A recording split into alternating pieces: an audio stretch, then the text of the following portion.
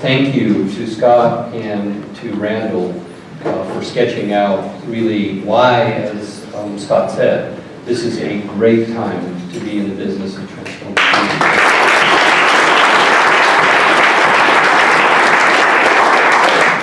I'm really honored to share the platform with two leaders at the state level, making state policy.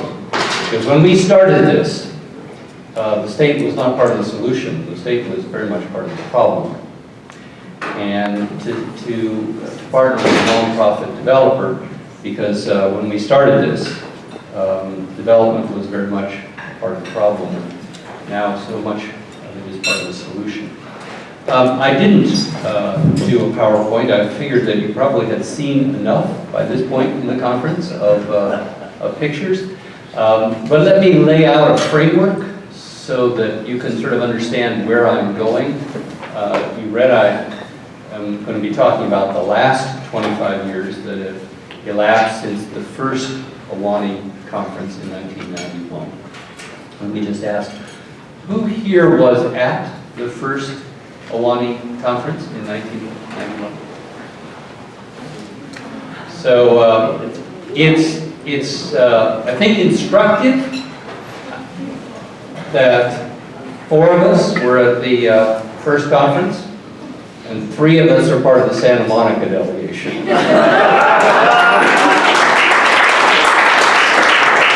Nice catch. So I'd like to set the scene, to take us back to 1991. Then I'd like to talk about the vision that came out of that first Awami conference. Then I'd like to talk about the catalytic role of leadership over the last 25 years, and to touch on the policy changes and the challenges that we have surmounted. Then I want to talk about sustainability. How do we sustain this effort into the next 25 years of the 21st century? I need to talk also about inclusion, which is still a challenge for this movement. And I want to talk about how we build the movement. And finally, I want to close by resetting the vision. So back in 1991, and I see my family all standing up, you will need to sit down. That's my son, my nephews, my daughters, and their best friend, and my sister and her husband. So thank you all for being here. Find some, there must be some chairs around.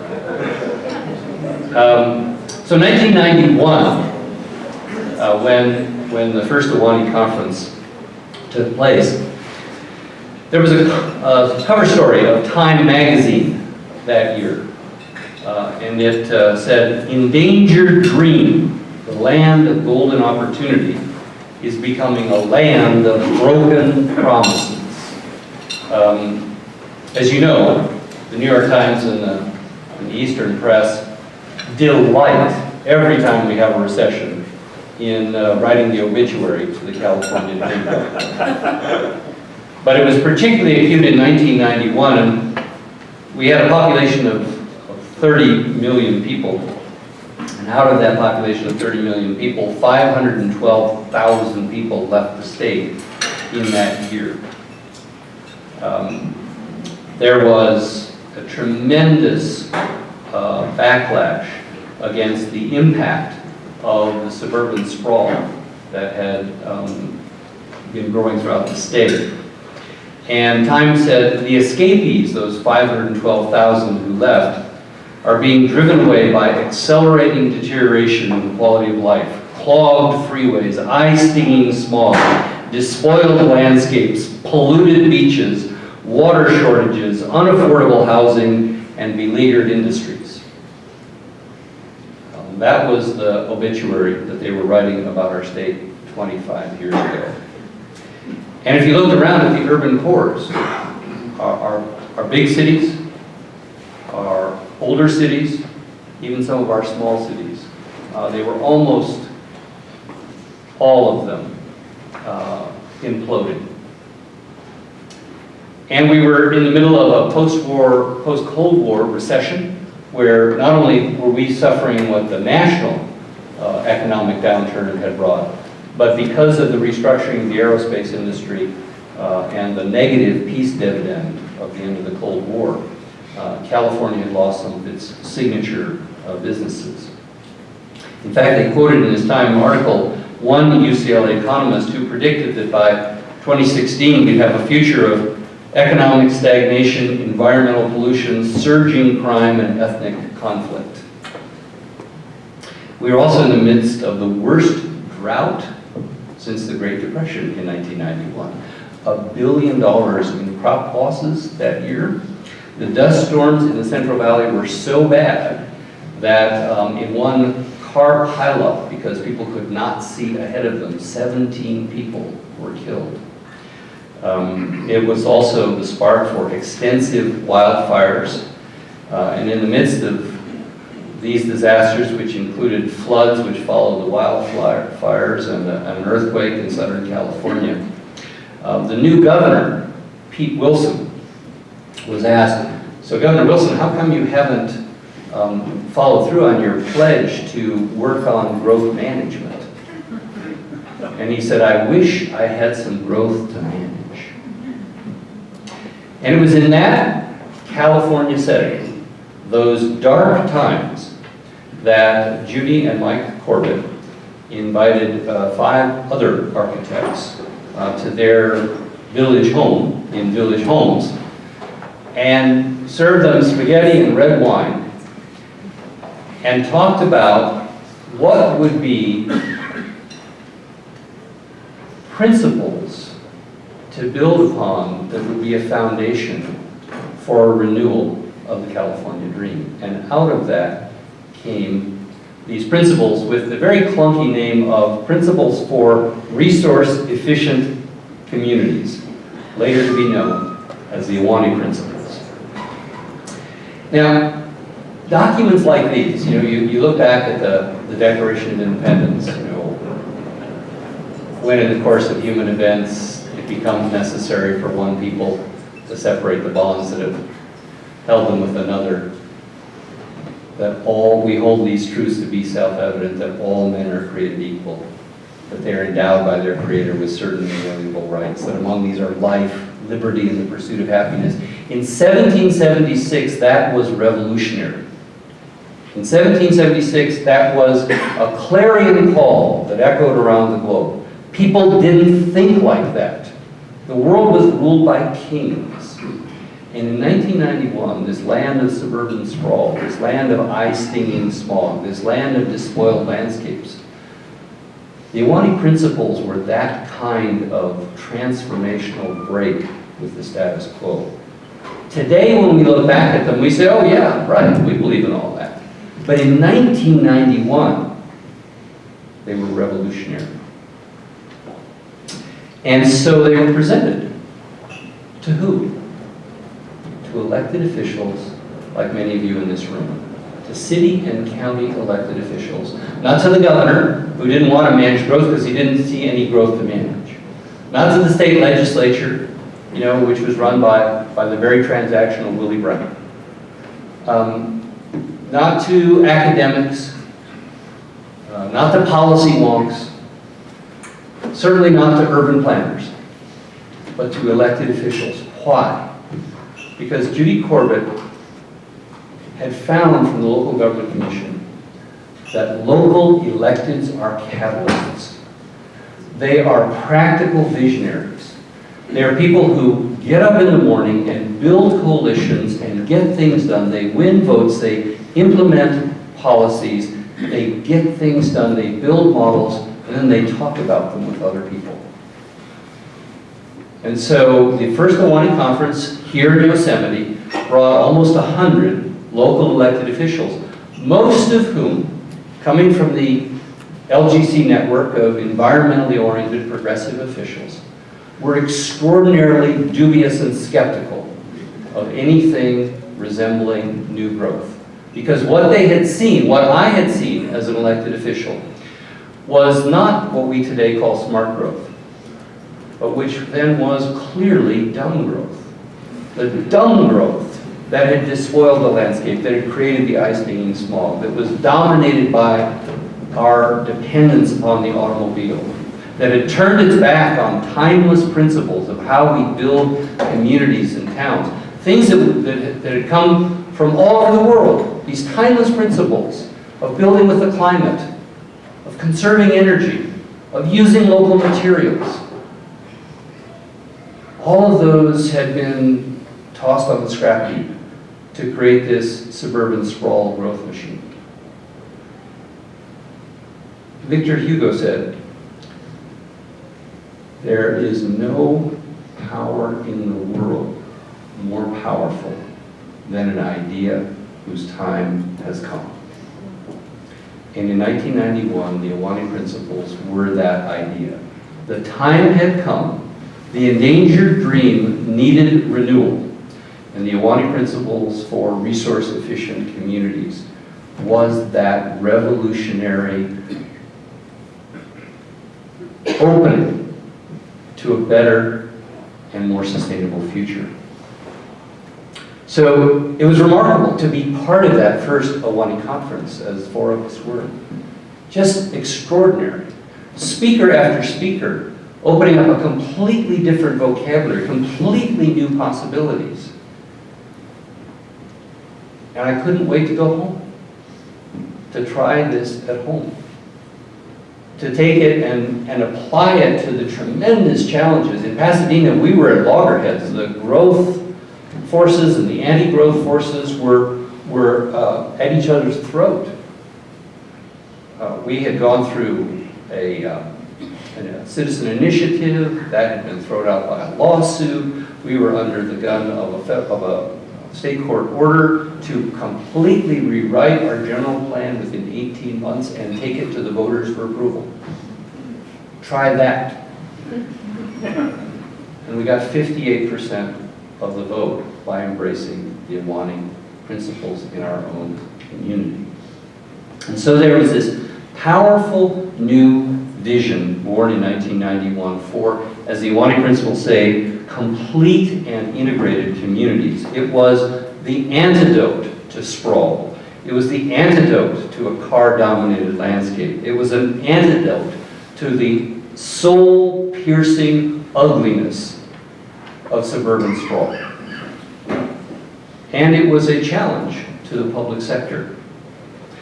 Because as the Awami Principles said, rather than allowing developer-initiated piecemeal development, local governments should take charge of the planning process. Now that is revolutionary. I remember that year I had been very frustrated by a project that was approved by the Planning Commission without even coming to the City Council. And I tried to get the City Council to take it up on appeal. It wouldn't do it. It's nearly midnight. So I made a substitute motion. I said, Mayor, I move that we rename the Planning Commission. Why don't we just call them the Reacting Commission? It died for lack of a second. But here were these revolutionary principles that said plans should be developed through an open process, and participants in the process should be provided visual models of all planning approaches, right? To involve the community in doing planning for their future, not just reacting to development proposals, but actually taking charge, as the citizens of New York did to create Central Park, as the great American cities were done, because Americans believed in building great places in their history. So it was an extraordinary paradigm shift. Even though we were at the end of the road of suburban sprawl, everyone was against us. Right? Judy, am I right? Yeah. Planners were against us. They had been imbued in this suburban zoning code model. Don't mix uses, right? Not only don't mix uses, don't mix people, right? We have R1 people, we have R2 people, we have R3 people, right? And the R1 people think the R3 people have cooties, right? Who wants to live next to those people, right? So we have a place for the R1 people and the R2 people and the R3 people. It was color-coded. and not just on the map. Architects were against it. They were imbued with this whole modernist theory of let's build things, everything new materials. You won't be able to find the door anyplace. Let's build things around parking lots. Let's have these, neo-brutalist towers. Let's if we're going to build condominiums, let's sort of scatter them around these things. We don't want to have streets. Streets are bad, except for cars. Developers hated it. Developers want to build suburban sprawl. We're making a lot of money building suburban sprawl. Don't mess with us, please. Electeds were pretty happy with the status quo. A lot of campaign contributions in the development machinery. A lot of people were in the pocket of developers, especially in county government, on county boards of supervisors. Environmentalists were against it. Oh, we don't like growth. No, we don't want anything built anywhere, right? No. We don't want any more traffic. Civil rights folks were dubious. This sounds like one of those pointy-headed green things, right? This doesn't apply to the jobs we need in our community. We need to have jobs, put our people to work. This isn't one of our core issues. Suburbanites were against it. We like it out here. The thing we like about the suburbs is if we just stop, right? The suburbs are great now. We just don't want any more suburbs, right? We want our subdivision to be the last one so we can look out at the great open spaces past us. The transportation industry was 100% against it, right? They were spending billions, tens of billions of dollars laying concrete. Wider freeways. I think it was at that point that the Orange County Y went to 28 lanes, right? 28 lanes across. What do you do after that for an encore? Right? 56. And academics. I debated academics. Oh, this is just a passing fad. This is not going to go anywhere. We're growing. We've got to grow, and we've got to pave over the landscape. Suburban sprawl is what we've always done. It's the California way. You're never going to change it. It was an implacable wall of hostility. And yet, a few of us were determined to begin to turn it around. And at the heart of that was the Local Government Commission and Judy Corbett and her staff. And she launched a series of one-day workshops, right? The first time in human history a major social movement has been launched with one-day workshops up and down the state around the banner of livable communities, funded by Judy. Has always been cheap, and she managed to find funding here and there, mostly from air districts. She got PG&E to kick in, right? I mean, talk about the devil. Later on, SCAG stepped up to the plate. And these one-day workshops, they were in places like Lodi, right, in the Central Valley. They were all up and down the state. And this young architect with a ponytail, Michael Friedman, showed these slides. This was pre-PowerPoint, folks. And Earl Blumenauer, now a congressman, who came down from Portland, the Valhalla of American planning, right, the great exception. And they went to these California communities, and planning commissioners came, and council members came, and county supervisors came, and all kinds of stakeholders came, and they had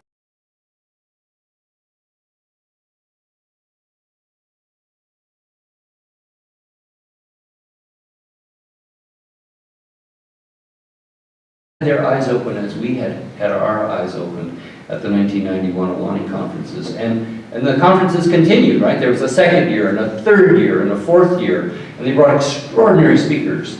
My son, Diego, now 19, was less than 2 years old who's over there, yes. And David Crockett spoke from Chattanooga, a council member who'd been part of a really extraordinary transformation of that city. He's actually descended from the Davy Crockett. So he bought my son a coonskin caps, which he wore around the Yosemite conference. And from, of course, all this stuff that we were doing in California came something called the Congress for the New Urbanism, right? The charter of the Congress for New Urbanism. I'm glad you didn't copyright the Awami Principles, right? Because the CNU really is derived from that. And so that's the setting, and that really was the beginning of the vision. And now I want to talk about leadership. There were some extraordinary leaders in those early days. Bruce Leadstrand was the city manager up in Mountain View, and he believed in taking public works money and CDBG money and this money and that money and transforming. So Mountain View built itself a downtown. Didn't have a downtown, it created one from scratch.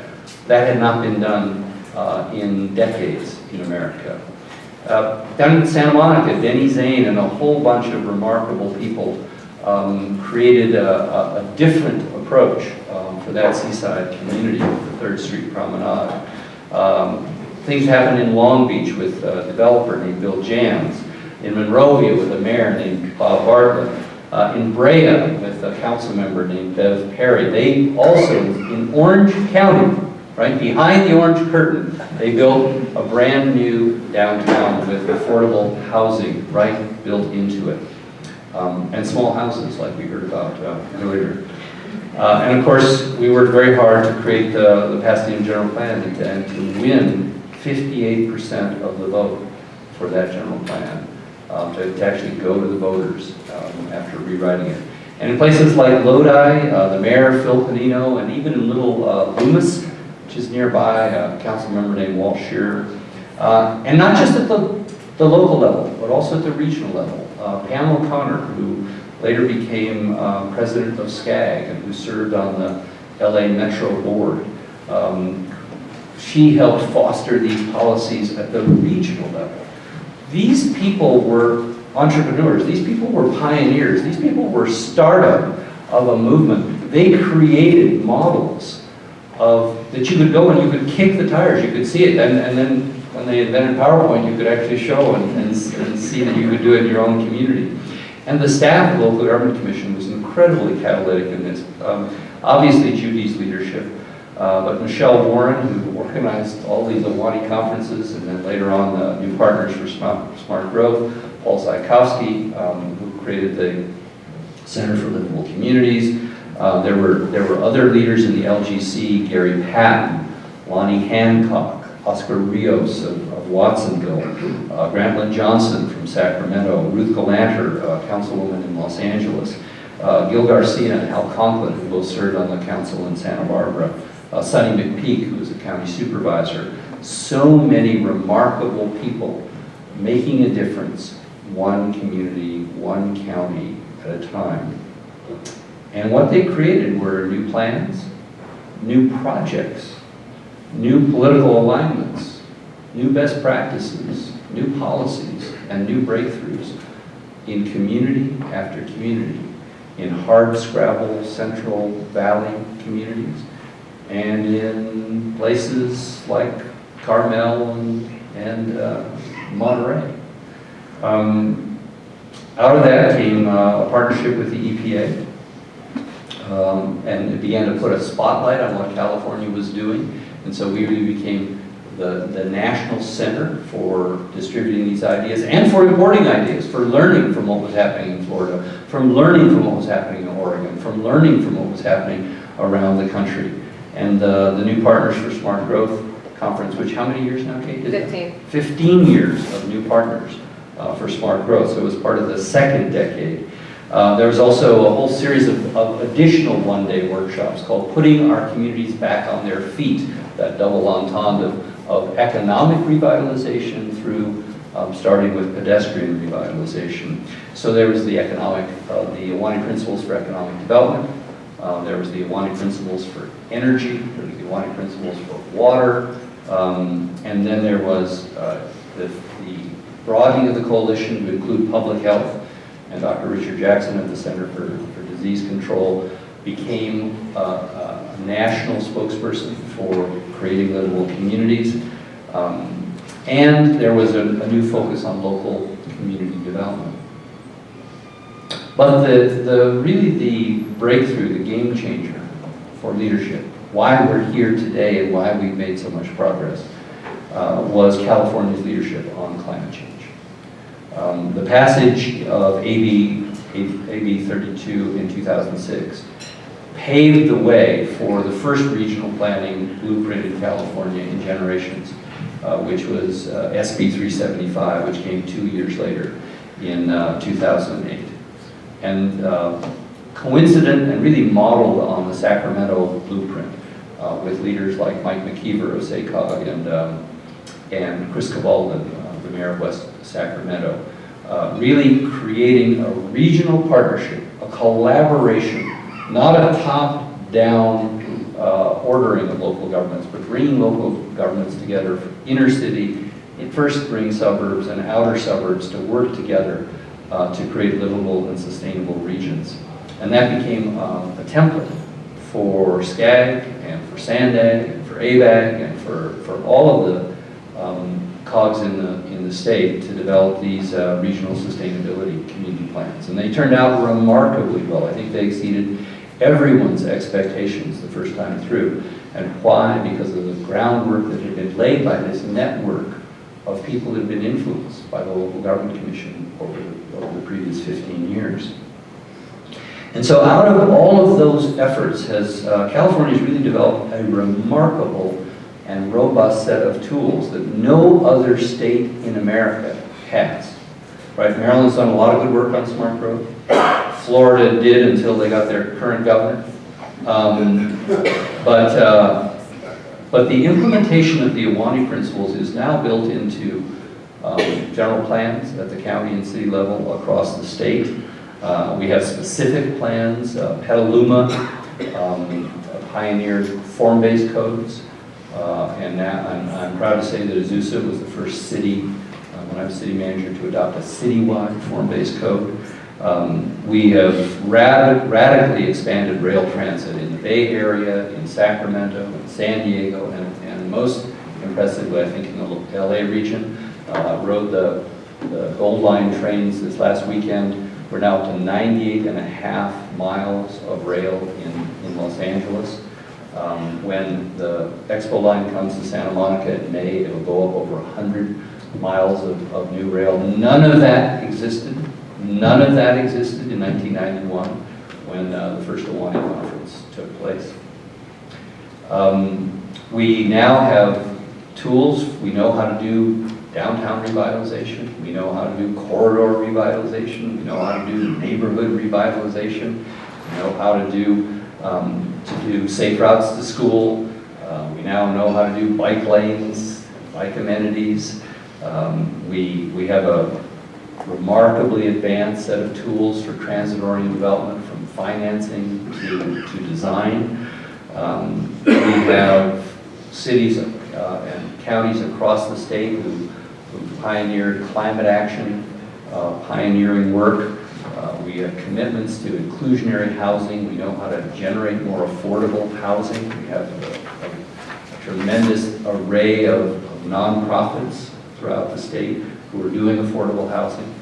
All of this didn't exist in 1991. It is the result of the work that has been done since the Awami Principles were written. Even parking reform has come, right? How many are chupistas, right? The high cost of free parking is we're now finally moving away, as Patrick was saying about Berkeley and his projects, we're finally moving away from this iron lock of new building to hellaciously expensive and counterproductive parking. And I used to say that I had 3 achievements as mayor of Pasadena. Number 1 was passing the general plan. Number 3 was getting parking meters in Old Pasadena. Number 2 was not getting recalled for putting parking meters in Old Pasadena. And now we're really on the cutting edge of new approaches that will further sharpen our tools that can work in any community in California, right, from Calexico up to Humboldt County. We're now rethinking our streets. We're thinking about green streets that will absorb stormwater. We're thinking about complete streets that have room for the pedestrian and for the bike and for public transit and for the automobile and ultimately autonomous vehicles.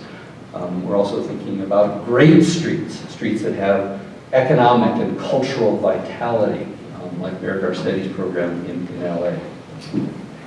That's where we've come. It's a remarkable thing that started with 100 people at Yosemite in 1991. 100 people have influenced the state of 40 million people in a profound way. Think of that. And then think about the next 25 years and the role we will play over the next 25 years here in California. Yes, there are political challenges which I will return to, but let me start with the institutional challenges. Judy, Kate, it's time to go back to one-day workshops. It's time for comprehensive education. We have all these tools that I've talked about, right? We know how to do this work. Every elected official should be exposed to it. Every planning commissioner should be exposed to it. Every urban planner should be exposed to it. Every public works director should be exposed to it. And so we've got to take this message out so that it reaches every community, especially California's disadvantaged communities who don't have the means to send folks to the Awami Conference or to Portland for the new Partners for Smart Growth. We have got to take this show on the road. We have got to get this message out. We've got to equip people with these tools because we have a huge job ahead of us in the next 20 years. We have to reform CEQA, right? That's not going to be easy. For a lot of environmentalists, that's the third rail, don't touch it or we'll electrocute you. But the reality is that CEQA was passed under Governor Reagan to protect the critters in places like Yosemite. And now it's being misused to protect privilege and to maintain auto domination in our cities and suburbs. We've got to do real planning, as Gail Goldberg, the former planning director in LA, said. We've got to get away from, again, what in 1991 was a revolutionary principle. We shouldn't be waiting and reacting to developers. We should be doing real planning. And the purpose of planning is not to get an award from the AIA or from the APA. The purpose of planning is to make great places. It's not to make great plans, it's to make great places. That's what real planning is all about.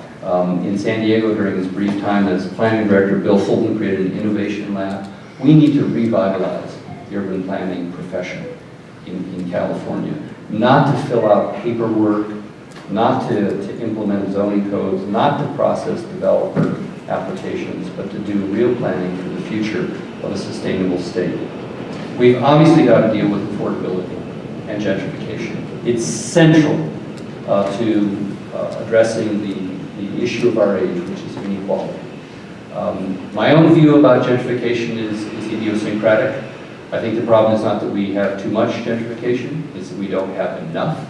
Eventually, I think if we build enough great places, we will run out of hipsters. that there are not enough people wearing black in California.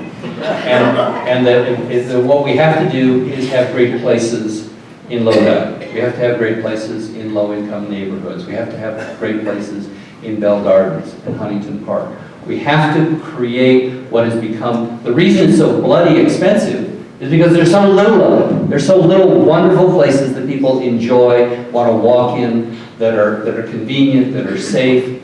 That's why they're not affordable. Let's create that throughout California, and then it can be within the reach of everyone. I want to turn, I'm getting the high sign, but I want to turn to two very important dimensions of what lies ahead of us. And that is the political challenge. I am tremendously enthusiastic and optimistic about the current administration. Jerry Brown has really been a remarkable governor, and he's put remarkable leaders and remarkable policies into effect. But he's not going to be governor forever. I think this is his last term as governor. You never know. You never know. It's possible, like in Latin American countries, we'll amend the Constitution and bring him back. But the next governor, whether it's Gavin Newsom or Antonio Villaraigosa or John Chung or some other person, those folks need to be talking about these issues because they're central to the future, and we need to be forcing them to address these issues. We need to be creating the kind of movement that forces them to address these kind of issues, that when they go out, that people are confronting them and asking them and challenging them, what are you going to do about these issues? I gave a talk at the second Awami conference on Sunday because I looked out at a room that demographically resembled this one tonight. And the title of my talk was, "What do you mean, we, white men?" From a famous scene in the 60s play about Kimosabe and the Lone Ranger, where the Lone Ranger says, "We're going to go down there and we're going to attack those bandits." And Kimosabe says, so California's future is not in this room, right? We've done a lot of great work in the last 25 years, but we need a movement that looks like California. We need a movement of younger people. We need a movement of people who don't like livable communities because it will improve their already great quality of life, but because they suffer from asthma because they live next to a freeway, because the jobs have left their community, because as in Imperial County, 20% of the people are unemployed, because they can't afford the housing, because they can't afford a car. Those are the folks we need to enlist in this movement, to make it a broad movement, to make it a majoritarian movement, and to overcome those shrinking but still powerful group of people who are going to have to pry their cold, dead fingers from the steering wheel. So building a movement in Los Angeles, Chris Hawthorne, the writer for the LA Times, calls it the third Los Angeles. He says the first Los Angeles was the one that was built around the red car, which was one of the great transit systems in the world. The second Los Angeles was built around the freeway, the Arroyo Seco Parkway. It's probably of note that there were 4 places where freeways were built before World War II. The Autobahn in Hitler's Germany, the Autopista in Mussolini's Italy, the Thruway in Robert Moses's New York, and in Los Angeles. There's something that is anti-human about the way we have built our cities over the past 50 years. And I hope we're finally learning the value of human scale. And we have to enlist a new movement. It's not only black lives that matter, it is also the neighborhoods where black people live that matter, and where Latino people live that matter. In fact, where all people live that matter. And I want to close with a couple things, which is, one is the catalytic role of everyone in this room.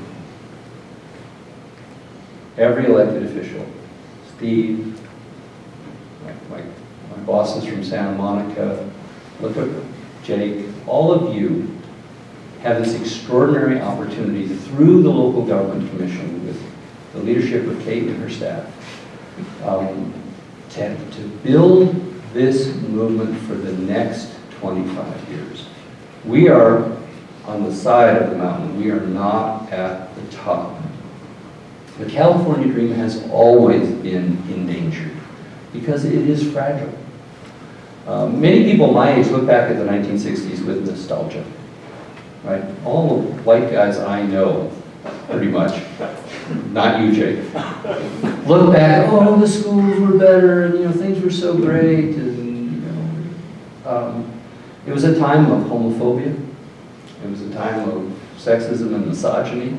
It was a time where the tears would stream down my face from the smog standing out in right field because I wasn't much of a baseball player. It was a time that I don't look back on particularly fondly. I had good education. Yes, I did in our public schools. But there was a lot that needed fixing in California in the 1960s. There was a lot in the 1990s that needed fixing. There's a lot in 2016 that need fixing. We are the ones to do it. If not us, who? If not now, when?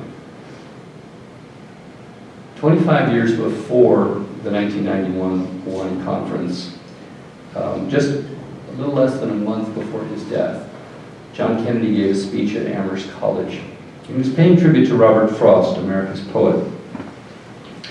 And in today's degraded public discourse, when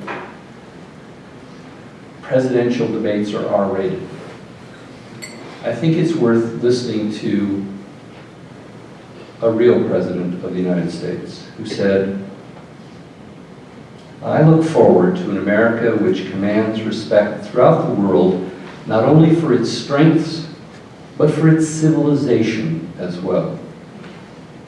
I look forward to an America in which our country will match its military strength with our moral restraint, its wealth with our wisdom, its power with our purpose. I look forward to an America which will not be afraid of grace and beauty, which will protect our natural environment, which will preserve the great old American houses and squares and parks of our national past." And John Kennedy said, "I look forward to an America which will build handsome and balanced cities for our future."